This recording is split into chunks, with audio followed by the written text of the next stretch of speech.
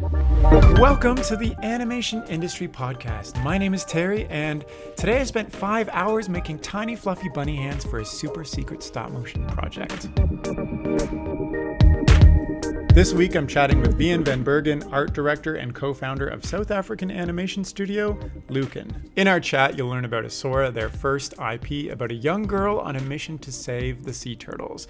And what makes this series really unique behind the scenes is that Wian designed their own real-time pipeline using Unreal Engine, something I haven't heard of before, and it's actually incredible since it allows them to see what the final product will look like as they're working on it. Wian is actually going to talk a lot about how he's integrating the latest tech into his projects. Plus, he's going to get into his own personal journey of starting a special effects projection side hustle, which led to co-founding Lucan in the first place, which has now serviced some of the biggest brands in the world, including Nike, Coca-Cola, and Mustang. But first, this episode is sponsored by the awesome team at startastudio.com. Starta Studio is a new online school focused on the business side of animation. They have both free and paid courses, an online community, and downloads to help you succeed in your animation career and build your own cool, creative, and viable animation studio.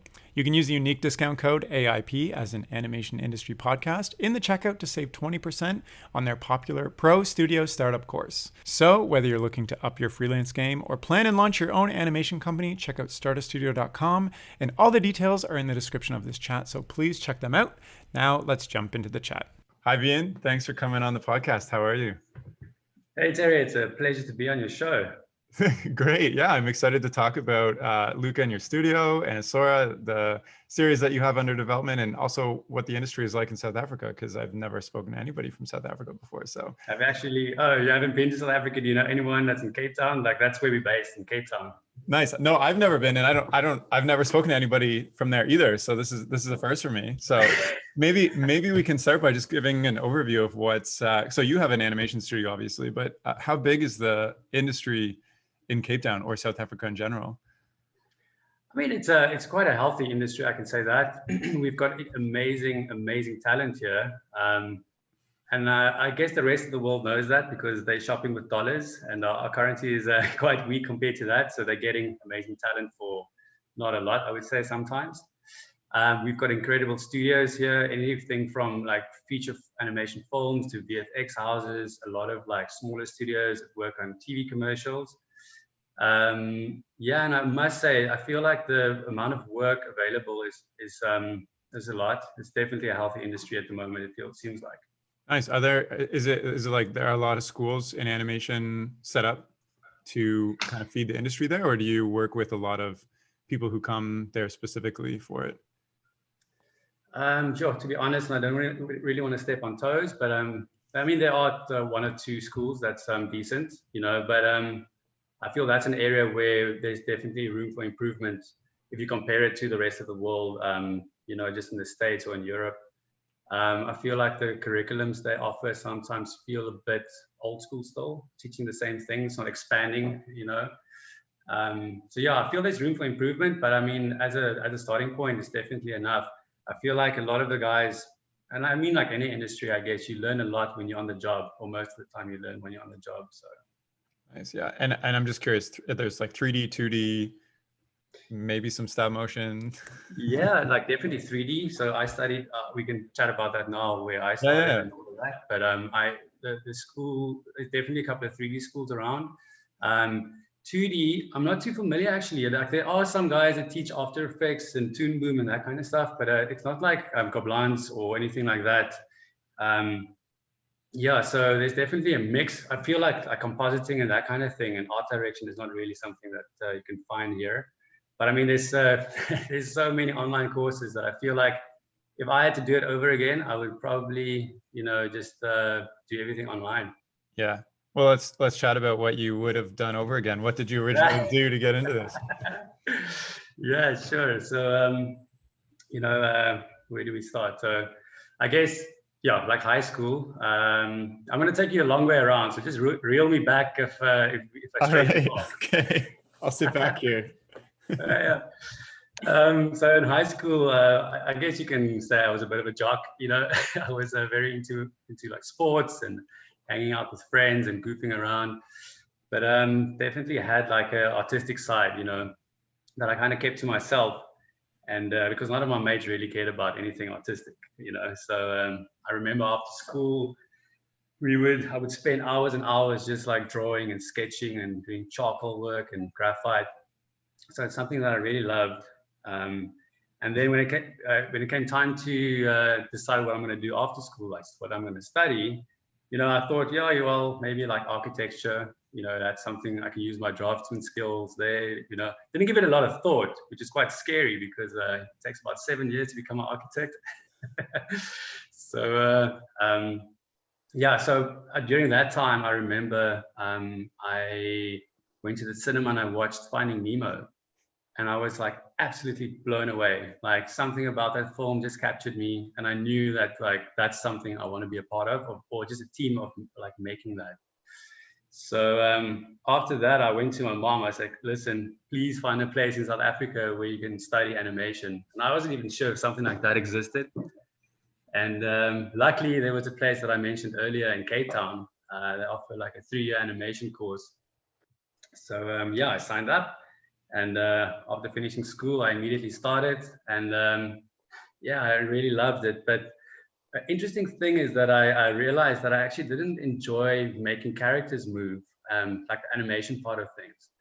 I really enjoyed making a beautiful image. So I feel like that's also like something that we didn't get the opportunity to explore further in the course. Like we kind of were not forced, but like encouraged to like, pursue physical animation, making stuff move.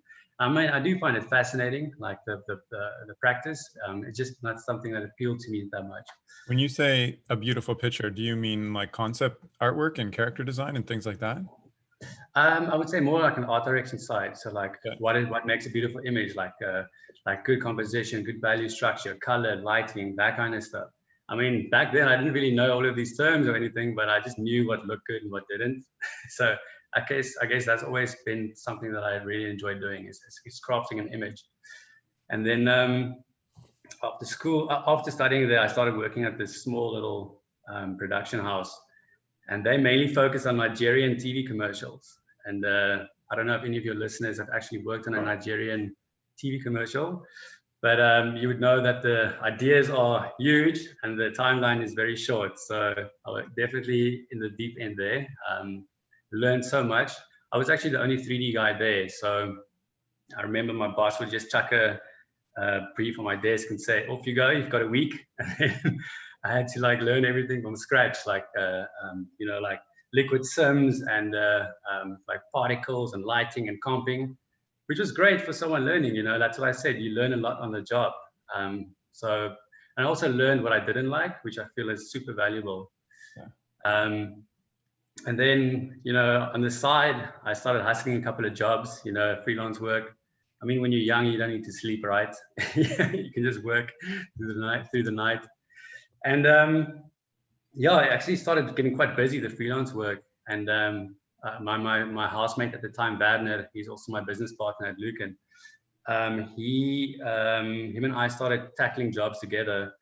And I remember telling my boss, "Okay, cool, I've got a dentist appointment." And then we would rush off to the house and set up like a fake office with like fake desks and like computer screens that are not even plugged in. And then we bought like a fancy coffee machine. And then we got the clients over and then had like a little meeting and then straight back to work. Wait, so you brought clients over to your apartment? Yeah, like our and fake it off as like, this is our studio. Yeah, exactly. And they didn't clue in at all. I mean, yeah, maybe the client knew it was like a fake setup, but I think they just kept quiet. I don't know. But I mean, we got so much. I mean, my boss must think I had the worst teeth because I had to go to the dentist like every month. Oh my gosh. So what kind of, you said freelance. And when I think freelance, I'm thinking like somebody's commissioning you to draw their sister a Christmas gift, but these sound like legit commercial ideas. Yeah, so maybe freelance is like the wrong term, but what we actually did a lot of was projection mapping. I don't know if you've seen any projection mapping work before. Just maybe you can just kind of give the gist of it. Yeah, sure. So basically it's using massive projectors, sometimes the size of a small car or even a series of them, and we would project onto like buildings or cars or any object.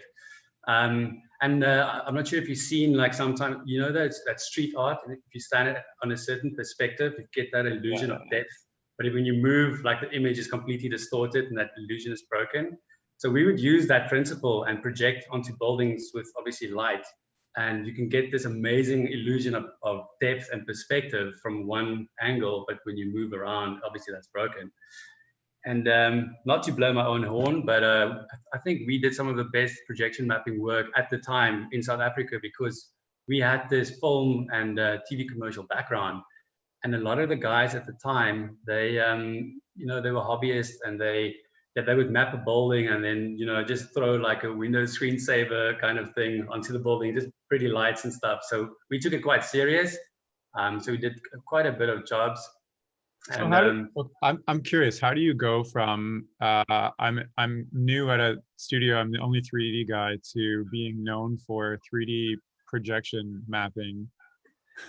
Yeah, I mean, that timeline, that's about like a 3-year timeline that I kind of compressed there. But like I say, like, we just did it so well, and like people really recognize like the kind of work that we do. It's you had experience in this before because of like your architecture or like your day job? Like, how did you suddenly be like, now I'm a projection guy? Yeah, so obviously we've got the experience of like creating like 3D stuff for like visual effects for the TV commercials we did. And like the projection mapping side of things was just like late nights research and like figuring stuff out and like building like little boxes with polystyrene and doing little tests. And it was such a fun time actually, because we figured all this stuff out, and then we made like a little proof of concept video, and we sent that to like all the event companies, and then people just started like contacting us for work. Well, you already had a very entrepreneurial kind of spirit from the get-go. Yeah, I would definitely say that. I think both my parents are like business people, so I think I got that from them. Okay, so how did you go from this, you know, you had your day job, you had a lot of dentist appointments, you're doing this thing on the side with projection mapping. How did you end up co-founding I guess a large studio that is now producing a series, has produced a bunch of commercial work, etc.? Like, that seems... Yeah. So during that time when we did all the mapping stuff, one of our big clients, he owns a events company. He called us in and said, "Listen, you guys have something special. You know, why don't I invest in you guys? Like, we start our own little company, quit your jobs, and then we can, you know, I can probably float you guys for the beginning, because we're going into season. We'll get a lot of jobs, and I can definitely give you all the jobs that we get, and we start growing the company from there." And we were like, "Dude, that is awesome. That's the best news ever." Like, next day, handed in our resignations. You know, we're still young, so like, what's the worst that can happen, actually? And then we like classic bootstrap story, I guess. We started like in a very small, dingy little office, and started growing the team. And that was about like 9 years ago. So we definitely grew a bit from there and like pivoted with the type of work we do. But it's always nice to think back to those days. Nice. So this is the same company now? Yeah. Lucan? Okay. So let's chat about some of your current projects there. Obviously, specifically one current project of topic. Yeah. So I'm sure we'll chat about Isaura. That's our baby. But the type of work we do, we still do a lot of TV commercial kind of work. But the last couple of years, and it's something that we really enjoy, is we're doing a lot more long format stuff like brand films and you know, like trailer development, IP development, that kind of stuff, which gives you a lot of creative freedom, I would say, and that's what we like to do. And the type of projects, not all our projects, but our favorite projects are usually the ones with a cause, which is interesting. So we've done work with the United Nations for women abuse. One of our clients that we've been working with for the last like 2-3 years is they do video for stroke prevention. So that's kind of a big cause for us. Like, we create content that make people aware of the symptoms of stroke. So that's been within the studio for such a long time. And the campaign's name is FAST. It's like the acronym for, you know, the symptoms you can see. So F is for if your face starts drooping, A, if your arm starts drooping. S, if your speech becomes incoherent. And T means for like the faster you act, a better chance of survival. So for time. So yeah, we've had the fast characters. You can check it out on our website. They've been with us for the last 3 years. So, and hopefully for the next 3 years. Yeah, they're like these cool superhero kids and grandpas. Yeah. Nice. Yeah. So how big is the team now? I mean, you said you've got the bootstrap thing going, and now it's been 9 years later, right? Yeah, so we're a small studio actually. We're about 12 people. And I don't think we ever really want to grow too large. The reason is, for example, we don't have a specific style. You know, like people don't come to us for a style. They come to us with a problem, and we solve that problem with whatever we need to. For example, with Isaura, that's not something we've really done before. But the best part about Isaura for me was like we got to cherry pick like artists from around the world to work with us, and we kind of conceptualized everything as we went along. So we kind of scale with the requirements of a project. I'm surprised there's only 12 people because, you know, I've watched the Isaura trailer and it looks like there would be a lot more people behind it. Like it's got this amazing, beautiful background and this 2D animation on top and everything. So I'm impressed. How do you, I don't know if you can share this, but like, how do you go about, did somebody come to you and commission you to make this, or did you pitch this idea yourself? So Isaura started as a conservation project on an island off the coast of Mozambique. Okay. So Mozambique is in southern Africa. It's bordered by the Indian Ocean. It's a very remote island called Fire Island, and specifically it's a turtle conservation project. And they actually reached out to us, being an animation studio, with this idea that we thought was so cool. So basically what they wanted to do was, they want to get the story of turtle conservation to the most remote areas of Mozambique. So what they planned was to rig these massive overlander trucks, rig them with screens, drive to these remote areas, set up over a weekend, and then educate youngsters about the importance of turtle conservation and ocean conservation by using these animations as a tool. That's a really cool idea. I can't see anybody. I'll cool with that. Watch them. So and then it's done through like narrative story and like magic and like folklore and stuff too, right? Pardon? And the story is told through like it's a narrative film. Yeah. Or a series. Yeah. Told through like folklore. So when we started, we took the project on. Andrew's also a partner in Lucan, and him and Clayton Koski, they are co-creators of the show. They started writing and developing the story, and the story just became so epic and the idea just so big. We soon realized that we can't isolate this just to this once-off event for select few people. We have to make like a full-on series about this. So we got other writers on board, and we ended up writing 13 episodes of 22 minutes each. We even developed like a whole cast of other characters tackling other conservation issues like rhino poaching in Tanzania and deforestation and the effects it has on chimpanzees.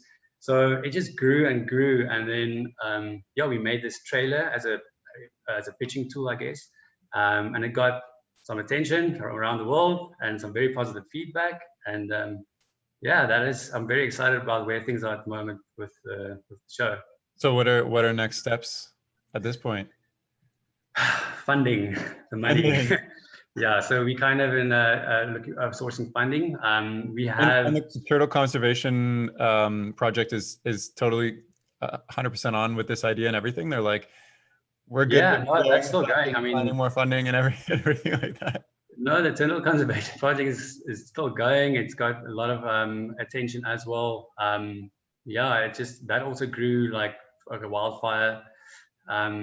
So we spoke to most of the prominent like streaming services, some private investors.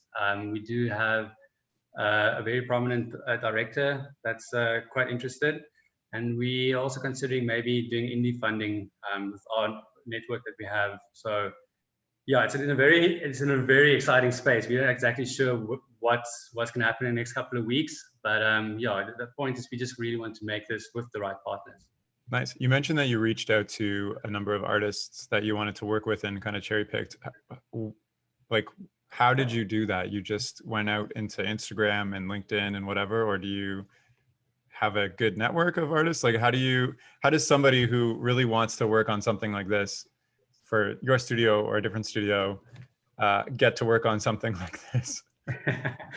Yeah, so specifically for Isaura, we can definitely chat about like the process and the art direction side of things. But when we decided on what the style is for the show, I just reached out. Andrew, he handled more the character side of things, so he just reached out on a lot of people that we found on ArtStation that kind of suited the style that we want.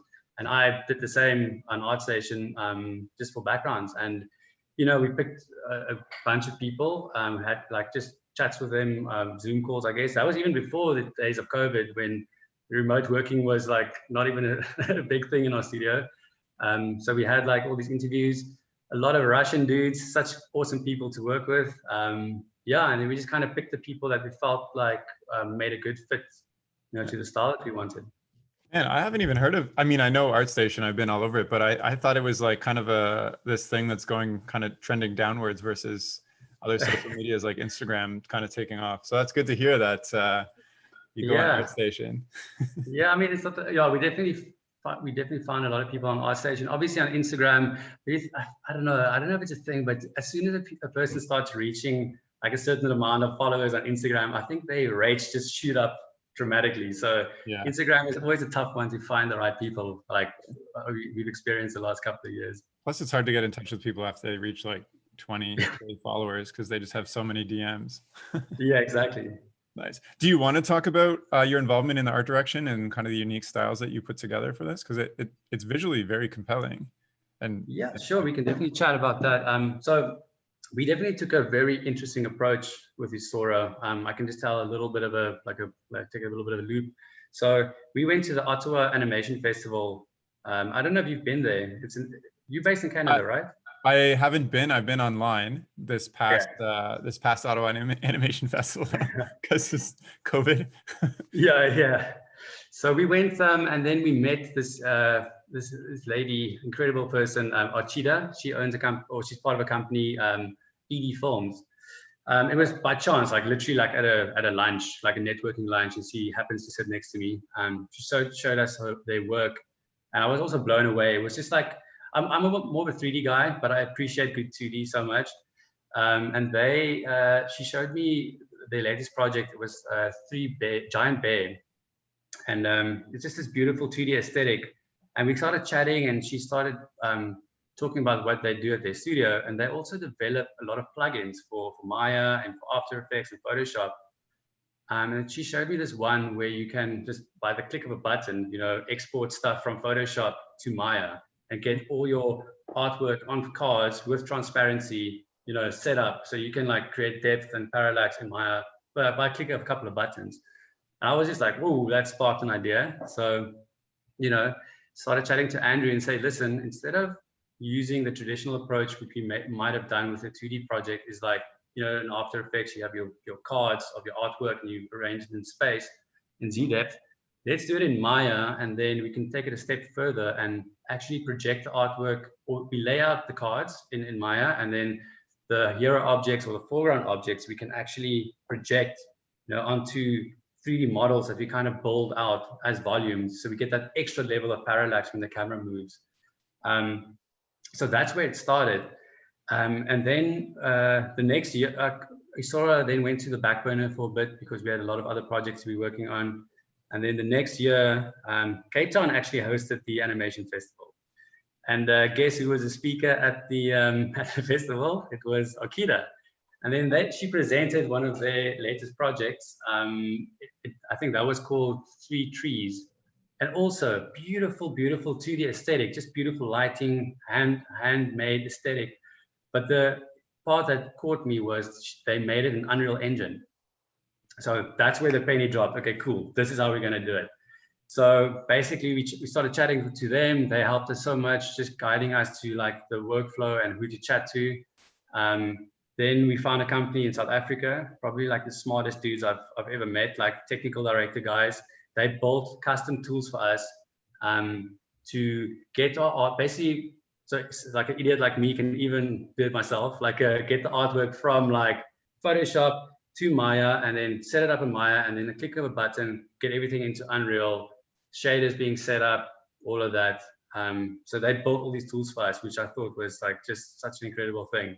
That is really exciting. I mean, I can't think of like you when you think of your typical animation studio, you know, they either do 2D or they do 3D or separated.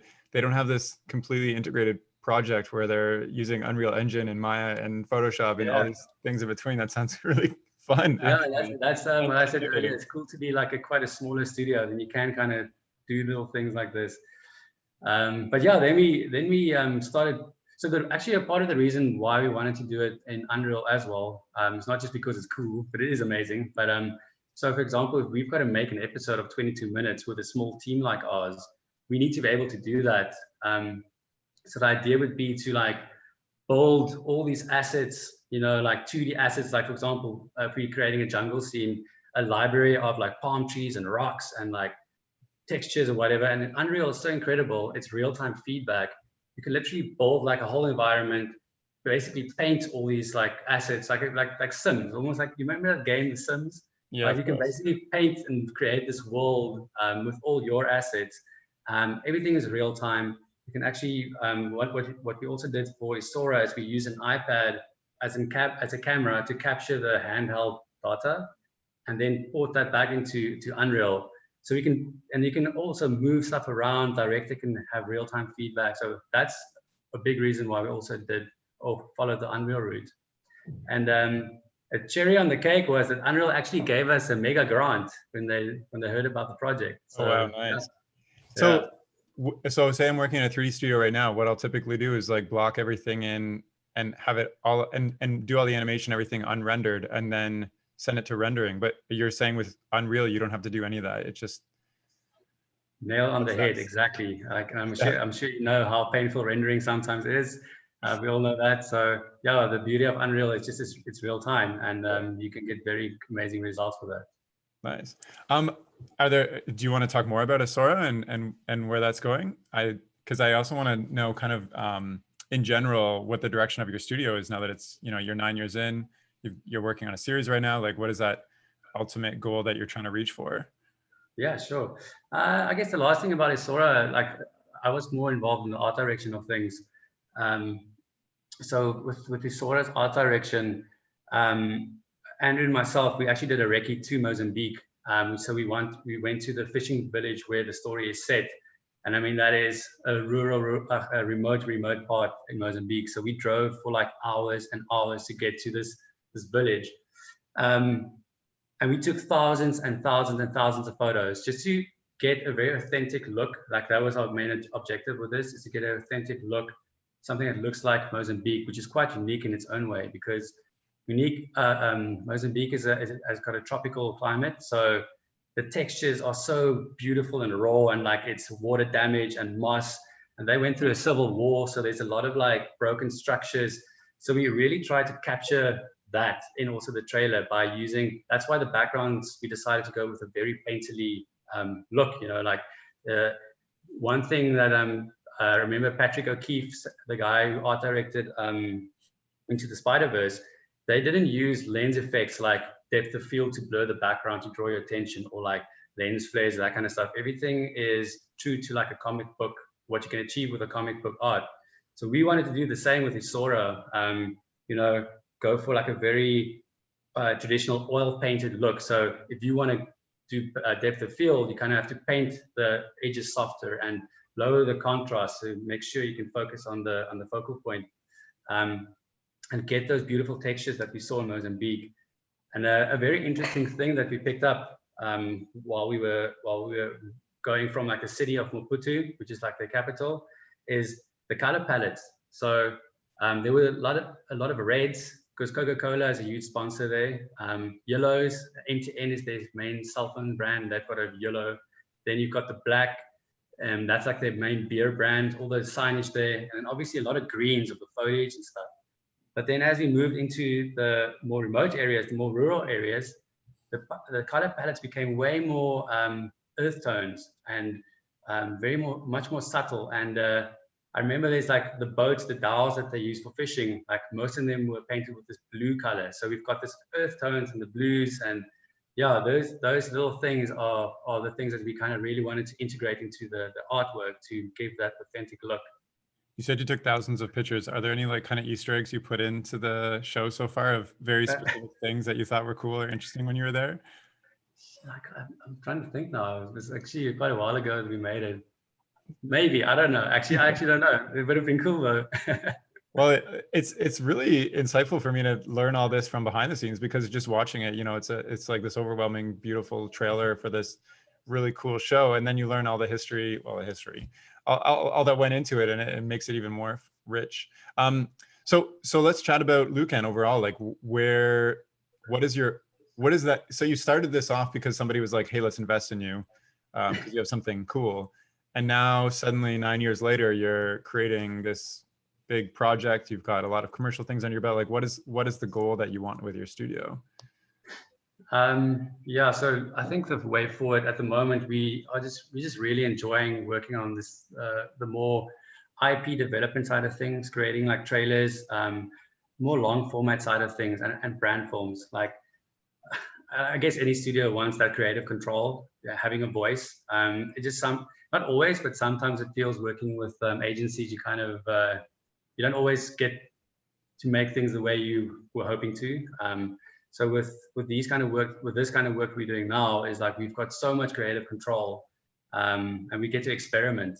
Like using Unreal, for example. Like we made that call and we did it. So I guess that's kind of the goal, is to find more work like that and continue doing that, and then obviously develop, Isaura, actually make Isaura, and even more kid series along the way. Nice. What about for you personally? Like, you love the art direction side of things, and I'm assuming you also have to be heavily involved in the business side of things too now. But what is your goal for yourself through all of this? Yeah, so I still have that fire of fine art and painting and drawing. So the last 2 years, I really started focusing on a lot of oil painting, traditional oil painting.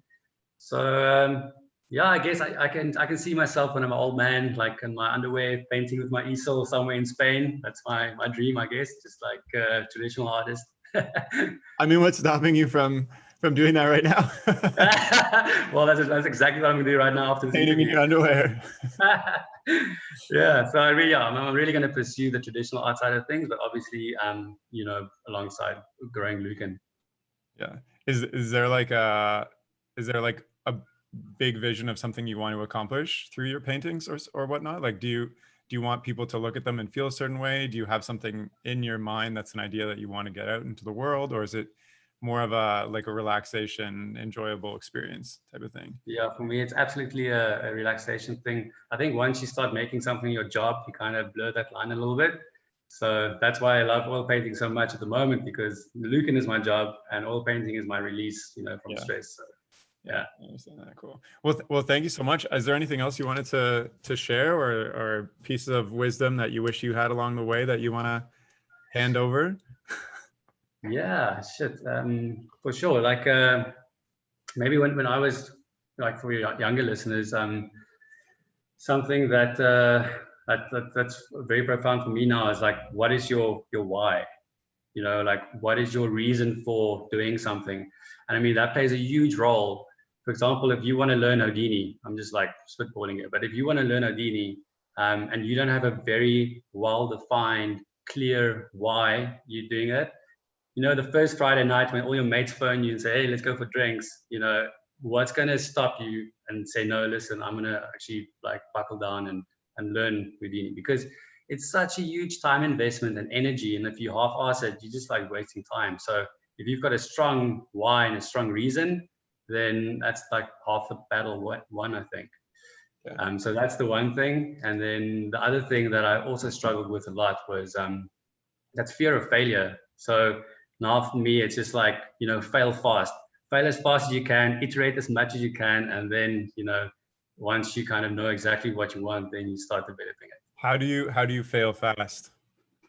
You just like don't become precious about your initial ideas. If, for example, if you are working for like a supervisor or something, if you've got 10 days to do something, instead of spending 8 days crafting this perfect thing before you pitch it to your supervisor, maybe spend 3 days coming up with like 20 really shitty ideas, but maybe that one is great that the supervisor loves, and then you start developing what you need to develop. Yeah, there's almost like this perfectionism mindset, as I feel, especially in artists, where it's like you take the first thing and you just see it to the nth degree, and it turns out to not even be the best thing. And yeah, like, exactly.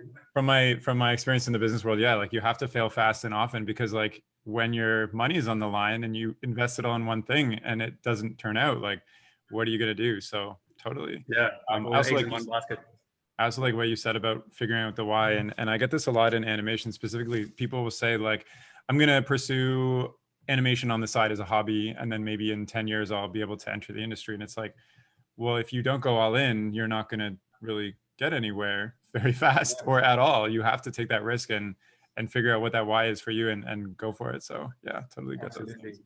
Cool. Is there anything else you wanted to share? No, I mean, I just want to thank you for your time. It's been lovely chatting. Yeah, me too. Thank you so much, Wian. It's been great to hear about your journey in Lucan and Isaura, and I can't wait to see when it comes out. Hopefully soon. You'll have to get back. Yeah, I'm also pumped. Can't wait to just start making it. Amazing. Well, thank you. And if you're listening and you want to see the trailer for Isaura or some of the concept work and the rest of what Wian's talked about, you can check out Lucan's website or their Instagram, and I'll include both those links in the description of this chat. Thank you so much for listening. That's all for now. Okay, bye.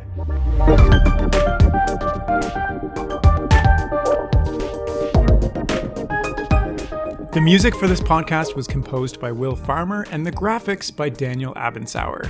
I encourage you to look them up if you enjoyed their work.